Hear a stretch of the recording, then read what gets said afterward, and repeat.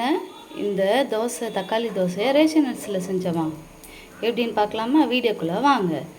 இந்த சேனலை first time பார்க்குறீங்கன்னா லைக் பண்ணுங்கள், ஷேர் பண்ணுங்கள், மறக்காமல் சப்ஸ்கிரைப் பண்ணுங்கள். வாங்க வீடியோக்குள்ளே போகலாம்.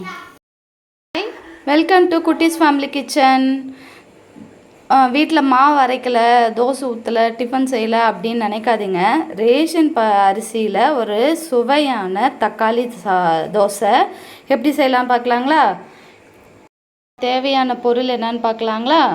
இந்த டம்ளரில் அரை இது பச்சை அரிசி, அரை இது புழுங்கல் அரிசி, ரேஷன் அரிசி தான் எடுத்திருக்கேன். 2 மணி நேரத்துக்கு முன்னாடி ஊற வச்சு கழுவி வச்சுருக்கேங்க. 2 காஞ்ச மிளகா, காரத்துக்கு ஏற்ற மாதிரி இது பண்ணிக்கோங்க. இது கொஞ்சம் காரமாக இருக்குது, அதனால் நான் 2 காஞ்ச மிளகா எடுத்துக்கிறேன். ஒரு கைப்பிடி அளவு தனியா, ஒரு சின்ன ஸ்பூனில் சீரகம், ஒரு மீடியம் சைஸில் தக்காளி, ஒரு 10 தக்காளி இந்த மாதிரி மெலிசாக கட் பண்ணி வச்சுருக்கேன்.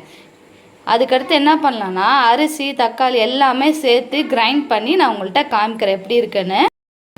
எல்லாத்தையும் அரைச்சிட்டு எந்த அளவுக்கு இருக்குன்னு பாருங்கள். எந்த அளவுக்கு நைஸாக அரைய முடியுமோ அரைச்சிக்கோங்க. நான் மிக்சியில் தான் அரைச்சேன், உங்களுக்கு வேணால் கிரைண்டரில் கூட அரைச்சிக்கோங்க.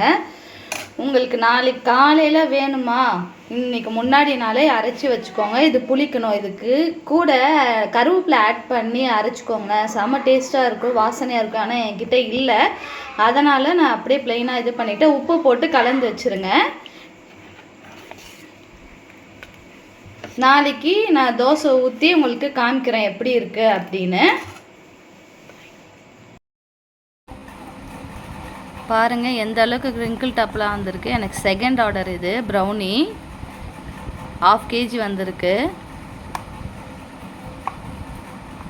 தெரியுதுங்களா கிரிங்கிள் டாப்பு எந்த அளவுக்கு வந்திருக்கு? ஃபஜ்ஜியாக இருக்குது, செம்ம ஃபஜ்ஜியாக இருக்குது.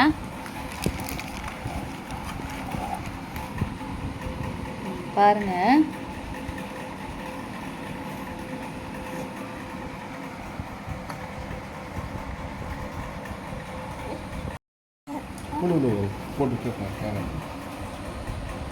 பாருங்கள் எந்த அளவுக்கு கிரிங்கிள் டாப்பாக இருக்குது பாருங்கள். இந்த அளவுக்கு இங்கே பாருங்கள் எவ்வளோ ஃபஜ்ஜியாக இருக்குது பாருங்கள், சாக்லேட்டியாக இருக்குது பாருங்கள்.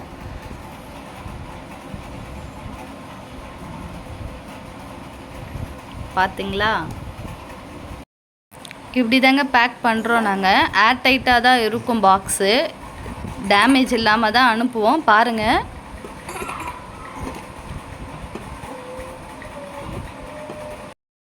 இந்த தக்காளி தோசைக்கு பக்காவான சைடிஷ் வெங்காய சட்னி. பாருங்கள் செம்ம டேஸ்ட்டாக இருக்கும், சூப்பராக இருக்கும். டேஸ்ட் பண்ணி உங்கள் வீட்டில் ட்ரை பண்ணி எனக்கு கமெண்ட் பண்ணுங்கள். பாய், நெக்ஸ்ட் வீடியோவில் பார்க்கலாம்.